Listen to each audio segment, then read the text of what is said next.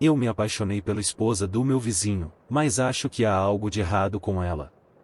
Nunca fui uma pessoa que mantivesse muitos relacionamentos próximos. Nunca foi da minha natureza deixar as pessoas entrarem na minha vida. Sempre me orgulhei de ser um observador, conhecendo as pessoas à distância. Esse traço foi o que me levou a me envolver tanto na vida de Mônica. Mônica Stevens e seu marido Dylan eram meus vizinhos e locadores no meu novo apartamento. Eu tinha acabado de me mudar para a cidade vindo de uma cidade pequena, principalmente para encontrar trabalho, mas não posso negar que havia muitas mais oportunidades de observar pessoas aqui do que na minha residência anterior. Meu apartamento não era nada luxuoso, mas era perfeito para mim.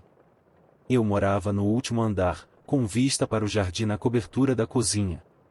E a janela do meu quarto ficava diretamente em frente à janela da cozinha dos Stevens, já que eles moravam a apenas 2 casas de distância. Embora eu tenha tentado, nunca consegui ver o quarto deles, pois as grossas cortinas blackout estavam sempre fechadas. Na primeira semana após a mudança, aprendi a rotina dos Stevens. Todas as manhãs, Mônica já estava sentada à mesa da cozinha quando eu acordava às 6 da manhã. Ela se sentava, com o queixo apoiado na palma da mão, a cabeça enterrada em seu livro, e seus longos cachos loiros caindo na frente de seu rosto. Era tão adorável. Quando Dylan acordava, eu podia ver como ela ficava tensa com a presença dele. Imediatamente, ele começava a repreendê-la. Eu podia ver o cuspe voar da boca dele enquanto ele fechava o livro dela com força, pegava as chaves e saía pela porta. Isso acontecia quase todos os dias. Se ele não estava gritando na cara dela, ele se sentava em frente a ela em silêncio, comia uma tigela de cereal e desaparecia pela porta. Quando ele saía, não voltava até o jantar. Eu não sabia o que ele fazia durante o dia, mas nunca me importei em descobrir. Provavelmente estava traindo Mônica, aquele porco. Além disso, se eu o seguisse, teria menos tempo para passar com minha garota linda. Hora após hora, Mônica ficava sentada naquela mesa da cozinha, imóvel. Coitada, estava paralisada de medo. Eu não a conhecia há muito tempo, mas sabia que nunca poderia deixá-la ficar com esse babaca. Quando Dylan voltava para casa, ele entrava e a levantava da cadeira, levando-a para o quarto. Eu podia ouvir suas desculpas insinceras, dizendo desculpa apenas na esperança de conseguir o que queria. Eles saíam 1 hora depois, ele a colocava de volta na cadeira de rodas. Eu assistia Mônica sentar-se de costas para minha janela enquanto seu amável marido cozinhava o jantar. Ele cozinhava em um silêncio aparente, sem falar com ela ou mesmo reconhecer sua presença. Me intrigava como aquele troll podia tratar uma mulher de tal calibre com tanto descaso. Embora eu nunca conseguisse ver claramente o rosto dela, eu sabia que ela era linda, tímida, e que ele não a amava como eu. Ele era tão controlador, sua esposa nunca saía do complexo de apartamentos, muito menos se sentia seguro o suficiente para se mover da mesa da cozinha durante o dia. A única vez que ela saía era nas manhãs de sábado, quando eu a via no jardim da cobertura. Eu sabia que ela queria que eu a salvasse. Depois de observar a rotina deles por cerca de 2 semanas, eu consegui identificar exatamente quando poderia confrontar Dylan. Na manhã em que planejei confrontá-lo, houve uma mudança na rotina usual. Enquanto Dylan estava no meio de uma sessão de gritos, ele bateu na parte de trás da cabeça de Mônica. Isso fez com que sua testa batesse com força na mesa de madeira da cozinha. Deixe-me te dizer, isso me deixou furioso. Eu sabia que era hora de agir. O restante da rotina permaneceu inalterado, pois às 7 horas em ponto, ele sairia do apartamento e seguiria para o elevador. Seguindo-o, saía às 7 horas e 1 minuto para pegar o elevador antes que ele fechasse, querendo parecer casual. Sorri quando entrei no elevador e me apresentei, dizendo que sentia muito por não ter me apresentado formalmente desde que me mudei. Eu não havia interagido diretamente com ele quando assinei o contrato de locação, apenas com seu gerente de propriedades. Ele me olhou de lado, então, confiante, estendi minha mão para apertar a dele. Ele finalmente a pegou, sua aliança de casamento de prata manchada estava fria na minha mão, e ele disse, e sim, eu sou o proprietário, Dylan. Eu disse a ele que tinha notado a afinidade de sua esposa pela jardinagem e perguntei se ela gostaria de companhia da próxima vez. Sei que foi um pouco cedo para começar a falar sobre Mônica, mas eu não conseguia parar de pensar nela. Eu também não podia passar mais tempo trocando gentilezas com esse babaca. Foi então que algo estranho aconteceu. Ele se virou para mim e agarrou meu antebraço, apertando com tanta força que doeu. Ele me empurrou com força contra a parede do elevador e disse: "Ouça, desgraçado, sei que você está perseguindo minha esposa. Ela quer que você a deixe em paz." A porta do elevador tocou e abriu. Ele soltou meu braço e saiu direto sem dizer outra palavra. Atravessou as portas do complexo até o carro e saiu dirigindo. Fiquei parado, chocado, pensando: que diabos foi isso? Mas eu tinha conseguido o que queria, e isso era o que importava. Aquele "deixe em paz" foi uma mentira tão óbvia. Isso me confirmou que ela precisava da minha ajuda.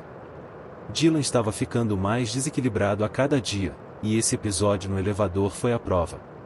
Voltei direto para o meu apartamento, já pensando no que faria na manhã de sábado, quando ela chegasse ao jardim. Já era sexta-feira à noite quando Dylan voltou de suas escapadas diárias. Sonhei com ela naquela noite. Finalmente a virando, vendo aquele rosto lindo que não estava mais escondido de Dylan. Professando meu amor e fugindo juntos. Teríamos uma casinha para que ela pudesse jardinar, mas moraríamos perto da cidade para que pudéssemos observar as pessoas juntos. Seríamos livres e felizes. O sábado chegou como eu imaginava. Levantei cedo e me posicionei estrategicamente na cozinha, com uma vista clara para o jardim da cobertura. Lá estava ela, às 8 horas em ponto, como sempre. Seus cabelos loiros brilhavam à luz da manhã, e ela estava de volta à sua posição habitual, sentada, aparentemente perdida em pensamentos. Meu coração disparou quando a vi. Sabia que aquele era o momento. Desci as escadas lentamente, tentando manter a calma. Quando cheguei ao jardim, a sensação de antecipação era esmagadora. "Mônica", chamei suavemente, tentando não assustá-la. Ela não respondeu. Continuou imóvel, os olhos fixos em algo que eu não conseguia ver. Me aproximei, meu coração batendo mais forte a cada passo. Quando finalmente estava a poucos metros dela, pude ver algo que antes não tinha percebido. Seus olhos estavam vazios, sem vida. Não de uma maneira figurativa, mas literal. Eles estavam opacos, como se o brilho de qualquer ser vivo tivesse sido drenado. "Mônica", chamei novamente, minha voz tremendo agora. Finalmente, ela se virou lentamente para mim, e o que vi me fez recuar. Seu rosto estava pálido, quase translúcido, com uma expressão que não era de medo ou tristeza, mas de vazio. Ela abriu a boca como se fosse falar, mas não saiu som algum. Apenas um ar gelado, como se o próprio ar ao redor dela estivesse morto. Foi então que percebi algo terrível. Mônica não estava viva. Ela nunca esteve. A rotina, as reações, a maneira como Dylan a tratava. Tudo começou a fazer sentido, mas não da maneira que eu esperava. Meu sonho de salvá-la se transformou em um pesadelo. Eu não estava lidando com um homem abusivo e uma mulher assustada. Estava lidando com algo muito mais sombrio, algo que eu não poderia entender ou, pior, escapar. Naquele momento, me virei e corri. Corri de volta para meu apartamento, meu coração batendo como um tambor. O que eu tinha visto, o que eu estava tentando fazer? Era loucura. Quando fechei a porta do meu apartamento, percebi que Dylan tinha razão em uma coisa. Eu deveria ter deixado Mônica em paz. Algo estava errado com ela. Algo estava muito, muito errado. O restante da rotina permaneceu inalterado, pois às 7 horas em ponto, ele sairia do apartamento e seguiria para o elevador. Seguindo-o, saí às 7 horas e 1 minuto para pegar o elevador antes que ele fechasse, querendo parecer casual. Sorri quando entrei no elevador e me apresentei, dizendo que sentia muito por não ter me apresentado formalmente desde que me mudei. Eu não havia interagido diretamente com ele quando assinei o contrato de locação, apenas com seu gerente de propriedades. Ele me olhou de lado, então, confiante, estendi minha mão para apertar a dele. Ele finalmente a pegou, sua aliança de casamento de prata manchada estava fria na minha mão, e ele disse: "E sim, eu sou o proprietário, Dylan." Eu disse a ele que tinha notado a afinidade de sua esposa pela jardinagem e perguntei se ela gostaria de companhia da próxima vez. Sei que foi um pouco cedo para começar a falar sobre Mônica, mas eu não conseguia parar de pensar nela. Eu também não podia passar mais tempo trocando gentilezas com esse babaca. Foi então que algo estranho aconteceu. Ele se virou para mim e agarrou meu antebraço, apertando com tanta força que doeu. Ele me empurrou com força contra a parede do elevador e disse: "Ouça, desgraçado, sei que você está perseguindo minha esposa. Ela quer que você a deixe em paz." A porta do elevador tocou e abriu. Ele soltou meu braço e saiu direto sem dizer outra palavra. Atravessou as portas do complexo até o carro e saiu dirigindo. Fiquei parado, chocado, pensando: que diabos foi isso? Mas eu tinha conseguido o que queria, e isso era o que importava. Aquele "deixe em paz" foi uma mentira tão óbvia. Isso me confirmou que ela precisava da minha ajuda. Dylan estava ficando mais desequilibrado a cada dia, e esse episódio no elevador foi a prova. Voltei direto para o meu apartamento, já pensando no que faria na manhã de sábado, quando ela chegasse ao jardim. Já era sexta-feira à noite quando Dylan voltou de suas escapadas diárias. Sonhei com ela naquela noite. Finalmente a virando, vendo aquele rosto lindo que não estava mais escondido de Dylan. Professando meu amor e fugindo juntos. Teríamos uma casinha para que ela pudesse jardinar, mas moraríamos perto da cidade para que pudéssemos observar as pessoas juntos. Seríamos livres e felizes. O sábado chegou como eu imaginava.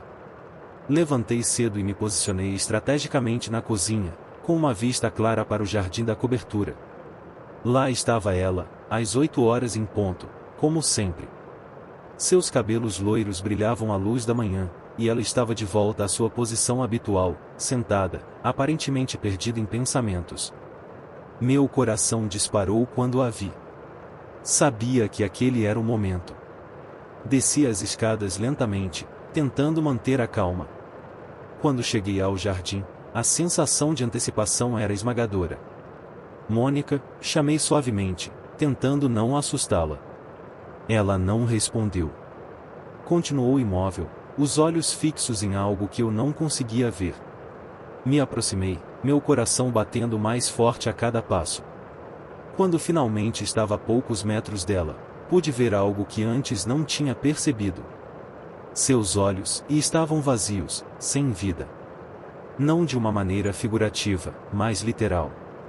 Eles estavam opacos, como se o brilho de qualquer ser vivo tivesse sido drenado. "Mônica", chamei novamente, minha voz tremendo agora. Finalmente, ela se virou lentamente para mim, e o que vi me fez recuar. Seu rosto estava pálido, quase translúcido, com uma expressão que não era de medo ou tristeza, mas de vazio. Ela abriu a boca como se fosse falar, mas não saiu som algum. Apenas um ar gelado, como se o próprio ar ao redor dela estivesse morto. Foi então que percebi algo terrível. Mônica não estava viva. Ela nunca esteve. A rotina, as reações, a maneira como Dylan a tratava. Tudo começou a fazer sentido, mas não da maneira que eu esperava. Meu sonho de salvá-la se transformou em um pesadelo. Eu não estava lidando com um homem abusivo e uma mulher assustada. Estava lidando com algo muito mais sombrio, algo que eu não poderia entender ou, pior, escapar. Naquele momento, me virei e corri. Corri de volta para meu apartamento, meu coração batendo como um tambor. O que eu tinha visto, o que eu estava tentando fazer? Era loucura. Quando fechei a porta do meu apartamento, percebi que Dylan tinha razão em uma coisa. Eu deveria ter deixado Mônica em paz. Algo estava errado com ela. Algo estava muito, muito errado. Sem sobrancelhas também. Elas foram substituídas por pontos grossos e pretos que mantinham suas pálpebras fechadas. Seus olhos estavam completamente costurados. Meus olhos desceram para o nariz dela. Havia uma larva saindo da narina direita, e ela se virou para rastejar para a narina esquerda. Sua pele tinha uma cor pálida repulsiva, com veias rompidas espalhadas. Então, olhei para sua boca. Estava costurada também, e seus lábios haviam desaparecido, arrancados de seu rosto. Sua boca estava costurada em uma linha reta, sem sorriso, sem carranca. Completamente reta e sem expressão. Além disso, suas pernas estavam completamente ausentes. Eu esperava que ela estivesse intacta.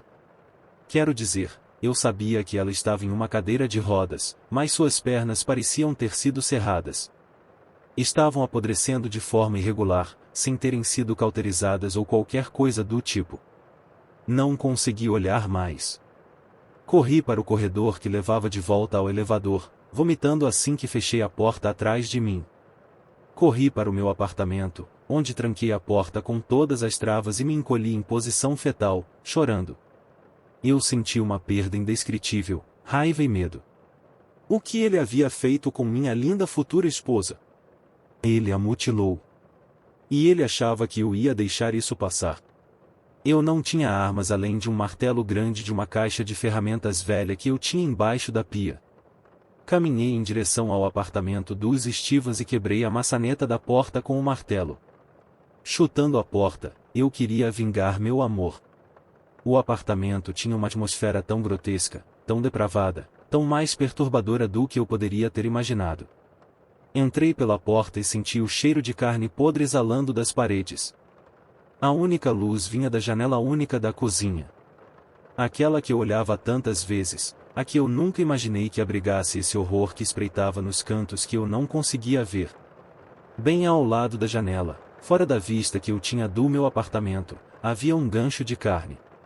E lá, no apartamento sombrio, estava pendurada a perna esquerda de Mônica. Ele ia comer a perna dela. Quase vomitei na mesa da cozinha. Não consegui sair, mesmo estando apavorado. Por mais que meu cérebro dissesse para correr, meus pés continuavam me levando para mais dentro do apartamento. Eu entrei no quarto deles. Manchas de sangue seco cobriam as paredes e o chão. Parecia bastante desbotado. Quanto tempo fazia que ele a tinha matado? Eu sabia que não fazia muito tempo, mas acredito que, durante todo o tempo em que vivi neste apartamento, ela já estava morta.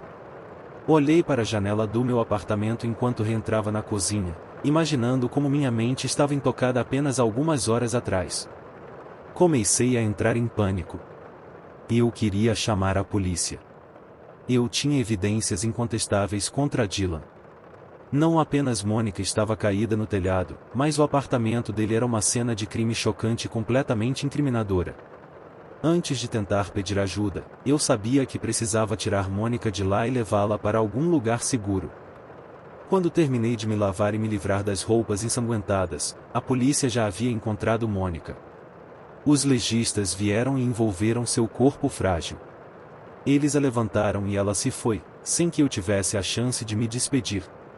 2 dias depois, fui ao funeral dela, com o caixão fechado. Foi um evento bastante divulgado, dado o quanto ela havia sido brutalmente torturada. Fiquei no fundo e, após o enterro, fui embora.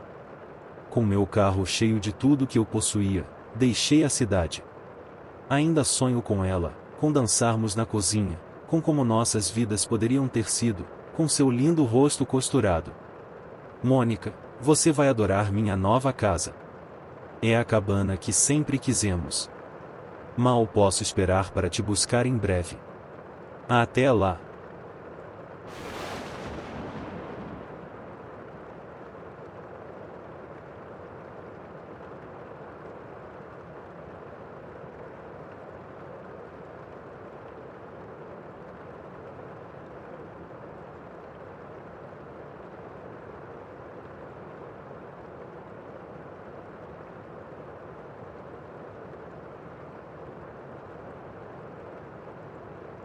Damian saiu de seu quarto com passos cuidadosos. A escuridão lá fora era quebrada apenas pelo leve brilho da TV na sala de estar, e seus olhos haviam se ajustado o suficiente para navegar pelo corredor cheio de obstáculos. Ele evitou cuidadosamente tropeçar em um taco de beisebol, um lembrete dos pequenos, mais deliberados, obstáculos que povoavam seu mundo silencioso. Quando chegou à sala de estar, Damian notou o silêncio mais pesado do que o habitual. Sua mãe deve ter adormecido na frente da TV novamente. Ela costumava fazer isso depois que ele ligava seu programa favorito antes da hora de dormir. Damian se aproximou com um sorriso suave, segurando a mão dela com cuidado para não a acordar. Ele sentia o conforto da mão quente dela contra sua cabeça.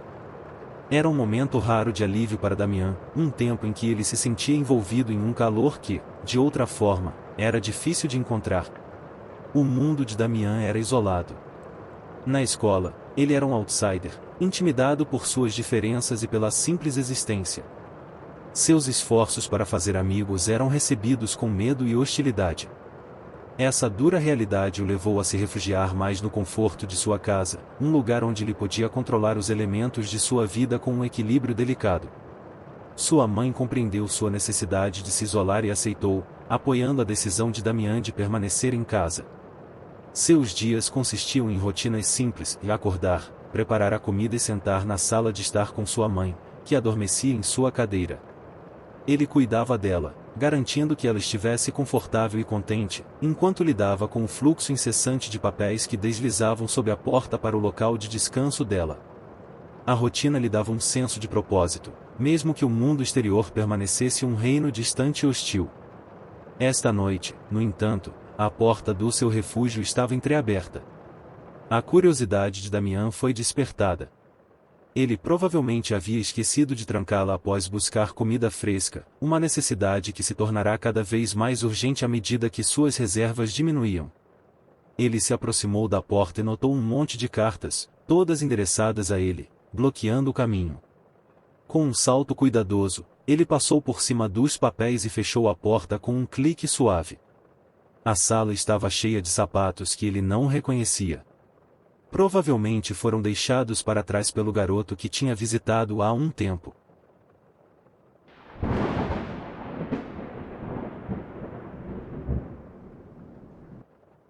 O reflexo. Escondida no campo rural do Pacífico Noroeste, havia uma casa pitoresca e isolada, rodeada por densas florestas de pinheiros. A casa estava abandonada há anos. Mais recentemente, um jovem casal chamado Sarah e Tom a comprou, ansiosos para escapar do caos da vida na cidade. A casa era velha, com pisos de madeira que rangiam e paredes que pareciam gemer sob o peso do tempo. Mas tinha charme, e era isso que os atraía.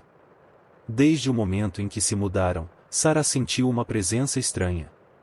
Ela frequentemente percebia algo se movendo pelo canto do olho, mas quando se virava, não havia nada lá. Tom desconsiderava suas preocupações, atribuindo isso ao estresse da mudança. Mas a sensação persistia. Uma noite, enquanto Sarah desempacotava caixas no quarto, ela descobriu um antigo espelho de corpo inteiro escondido em um canto, coberto por um lençol empoeirado. Era ornamentado, com uma moldura de madeira escura e torcida que parecia absorver a luz. Curiosa, ela puxou o lençol e se posicionou em frente ao espelho, admirando seu artesanato. Enquanto ela olhava para seu reflexo, algo parecia estranho. O reflexo estava perfeito, quase perfeito demais. Cada detalhe era preciso, mas os olhos pareciam ter uma profundidade que os dela não tinham. Eles estavam mais escuros, mais conhecedores. Ela se inclinou mais perto, examinando seu reflexo, e por um breve momento, jurou ter visto um sorriso. Mas seus lábios não haviam se movido. Assustada, ela deu um passo para trás. Tom, ela chamou, sua voz tremendo. Tom subiu as escadas, e Sarah explicou o que havia acontecido. Ele riu, embora não pudesse esconder a inquietação em seus olhos ao olhar para o espelho. É só um espelho antigo, querida. Você provavelmente está apenas cansada. Mas naquela noite, enquanto estavam na cama, Sarah não conseguia dormir. Ela continuava pensando no espelho. Finalmente, incapaz de resistir, ela saiu da cama e voltou para o quarto. A luz da lua entrava pela janela, lançando um brilho sinistro sobre o espelho. Ela ficou em frente ao espelho novamente, com o coração acelerado. Desta vez, não viu seu reflexo imediatamente. Em vez disso, havia uma figura sombria de pé atrás dela, mal visível, quase como uma névoa escura. Seu fôlego parou na garganta, e ela se virou, mas não havia nada lá. Quando voltou a olhar para o espelho, seu reflexo havia retornado, mas estava diferente. Os olhos já não eram mais os dela. Eram mais escuros, frios e cheios de malícia. E então, sorriu. Não um sorriso normal, mas um sorriso torcido e sinistro que enviava arrepios pela espinha dela. De repente, o reflexo se moveu. Levantou a mão, e a própria mão de Sarah se moveu em sincronia, embora ela não a estivesse controlando. Ela tentou se afastar, mas estava congelada, presa no olhar do espelho. O reflexo começou a rir, um som baixo e gutural que ressoava em sua mente. Desesperada, Sarah desviou os olhos e correu de volta para a cama, acordando Tom em pânico. Precisamos nos livrar desse espelho, ela chorou. Tom, vendo seu terror, concordou relutantemente. Na manhã seguinte, eles carregaram o espelho para fora da casa e para a floresta, longe de sua casa. Eles o deixaram encostado em uma árvore, esperando nunca mais vê-lo. Mas naquela noite, enquanto estavam na cama, houve uma batida na porta. Tom pegou uma lanterna e foi investigar. Quando abriu a porta, não havia nada lá, apenas o ar frio da noite. Mas então ele viu, encostado na varanda, como se estivesse lá o tempo todo, o espelho. O sangue de Tom gelou. Ele não contou a Sarah, não querendo assustá-la mais. Em vez disso, decidiu levar o espelho mais fundo na floresta no dia seguinte, onde ninguém pudesse encontrá-lo. Naquela noite, Sarah sonhou com o espelho. No sonho, ela estava diante dele novamente, mas desta vez, seu reflexo não se movia. Permanecia perfeitamente imóvel enquanto Sarah estendia a mão para tocar o vidro. Assim que seus dedos tocaram a superfície, a mão do reflexo saiu do espelho, agarrando seu pulso com um aperto gelado. Ela gritou, mas nenhum som saiu. O reflexo começou a puxá-la para dentro do espelho, seus olhos brilhando com uma luz nauseante. Ela acordou em um suor frio, com o coração acelerado. Ao seu lado, Tom ainda estava dormindo, mas algo estava errado. Sua respiração estava superficial e sua pele estava pálida. Ela o sacudiu, mas ele não respondeu. Seus olhos se abriram, mas estavam vazios, sem ver. Em pânico, Sarah chamou uma ambulância. Eles levaram Tom para o hospital, mas os médicos estavam perplexos. Não havia nada fisicamente errado com ele, mas ele não acordava. Era como se sua mente tivesse sido levada para outro lugar, deixando seu corpo para trás. Sozinha na casa, Sarah sentiu o peso da presença do espelho, mesmo que ele não estivesse mais lá. O ar estava carregado com uma sensação de pavor, e cada sombra parecia sussurrar seu nome. Ela sabia que o espelho era o responsável. Ele queria algo, não, ele queria alguém. Desesperada para salvar Tom, Sarah retornou à floresta, procurando o espelho. Ela o encontrou onde Tom o havia deixado, encostado em uma árvore, quase como se estivesse esperando por ela. Com mãos trêmulas, ela tocou o vidro. Desta vez, o reflexo não sorriu. Ele a observava com olhos vazios, e ela sentiu um puxão, uma força irresistível a atraindo para mais perto. Ela lutou, mas era inútil. A superfície do espelho ondulou como água, e antes que pudesse gritar, ela foi engolida. Dentro do espelho, tudo era frio e escuro.